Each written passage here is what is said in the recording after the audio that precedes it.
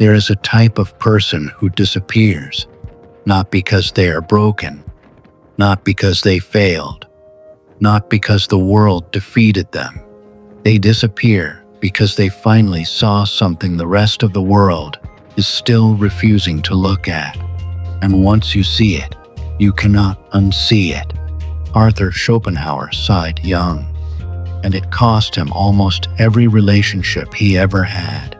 But what it gave him in return was something most people will spend their entire lives searching for and never find. The question is not why intelligent people choose to be alone. The real question is, what did they see that made everything else feel unbearable? Let us start with something nobody wants to admit. Most human interaction is performance, not connection. Performance. People talk, but they are not saying anything real. People laugh, but half of it is rehearsed. People gather in groups, at parties, at dinners, in offices, and they fill the air with noise, and almost none of it means anything. Most people feel this, but they push it down. They tell themselves they are overthinking.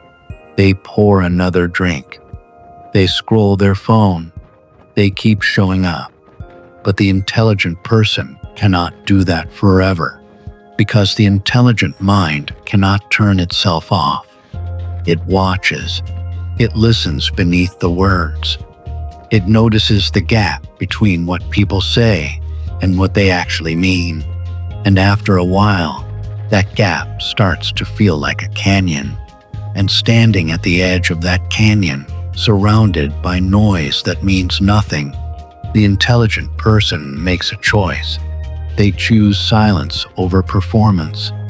They choose solitude over shallow company, not out of arrogance, out of exhaustion. Schopenhauer believed that most human suffering comes from desire, from wanting approval, wanting love, wanting to be seen, wanting to belong. And here is the part that cuts deep. The more you want from people, the more power you hand them over your peace. Every time you walk into a room needing something from the people inside it, validation, attention, connection, you have already made yourself vulnerable to their worst qualities, their jealousy, their judgment, their indifference. And the intelligent person, after enough experience, starts to see this pattern everywhere. They see the friend who smiles to your face and shrinks at your success. They see the family member who calls it concern when it is actually control. They see the coworker who acts like a teammate but prays for your failure behind closed doors. And they do not become bitter about it. They become honest. There is a difference between loneliness and solitude, and most people have never understood it because they have never truly experienced the second one. Loneliness is the pain of unwanted isolation. It is the feeling of reaching out and finding nothing. It is absence disguised as suffering. Solitude is something completely different. Solitude is chosen. Solitude is clarity. Solitude is what happens when you finally stop drowning in other people's noise long enough to hear your own thoughts. Schopenhauer called it the highest form of freedom, not freedom from responsibility, not freedom from love, freedom from the constant, exhausting need to manage how you appear to other people. When you are alone, truly alone, comfortably alone, you are not performing. You are not editing yourself. You are not calculating your words before you speak them. You are not reading the room to decide which version of yourself is safe to show. You are just yourself.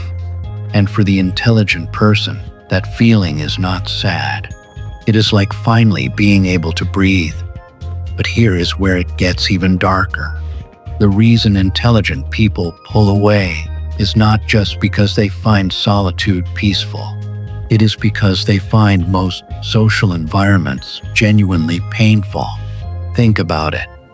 When your mind works at a certain level, small talk is not just boring, it is draining in a way that is almost physical. Sitting in a conversation about nothing, watching minutes of your life disappear into noise that will leave no mark on either person, it creates a kind of internal frustration that is difficult to explain to someone who does not feel it. And it is not about being better than anyone. It is about compatibility. A person who thinks deeply cannot pretend to care about things that do not matter to them, not for long, not without losing something of themselves in the process. Schopenhauer understood that the price of fitting in is often the sacrifice of your inner world. And your inner world, he believed, is the only real world you will ever own.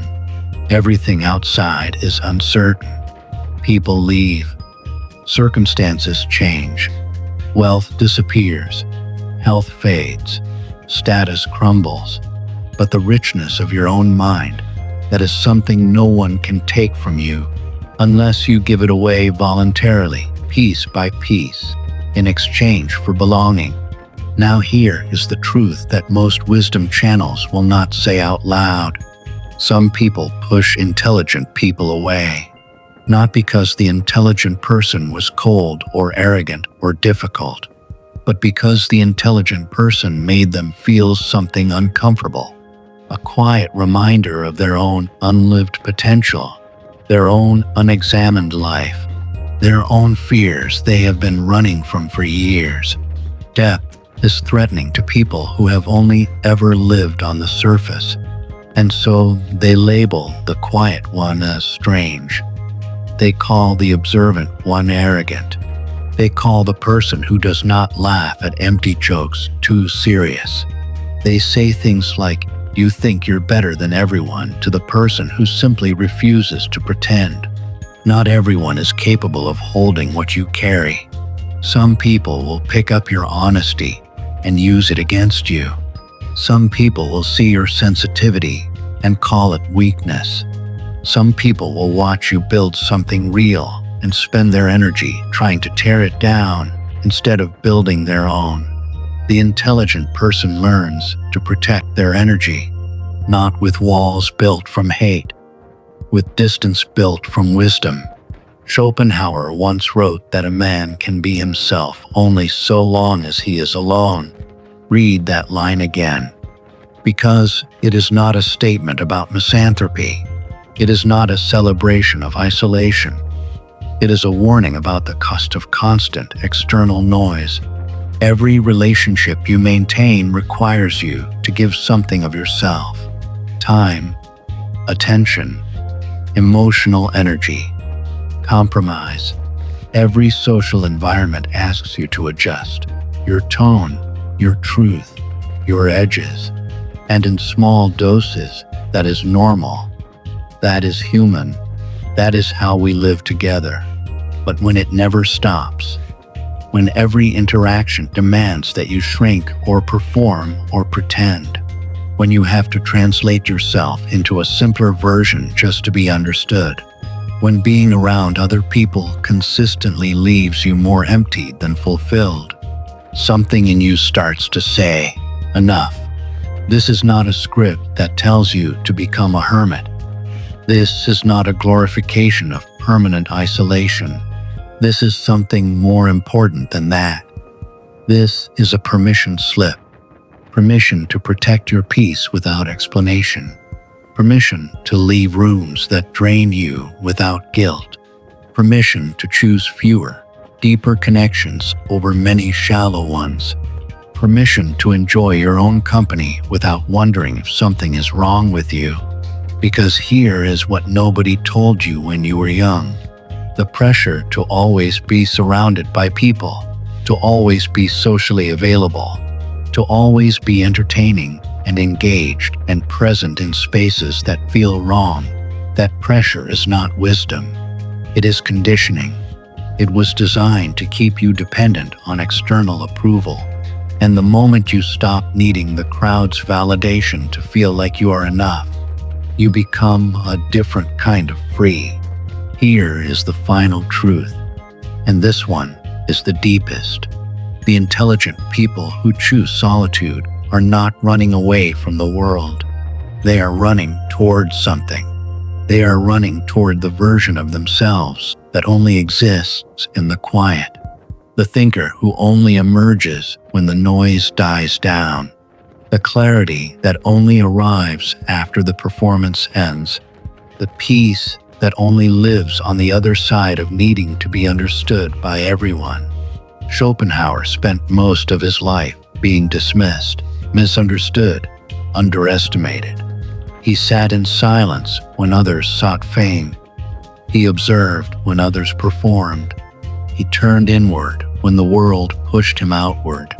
And from that silence came some of the deepest insights about human nature ever written.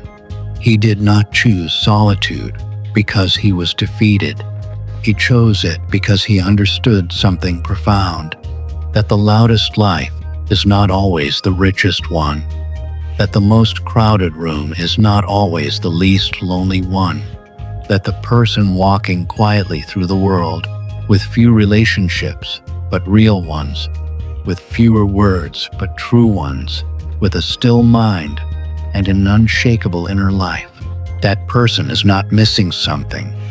That person found something. Something most people will spend their entire lives searching for in all the wrong places.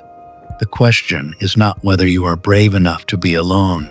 The question is whether you are finally honest enough to admit how long the noise has been costing you.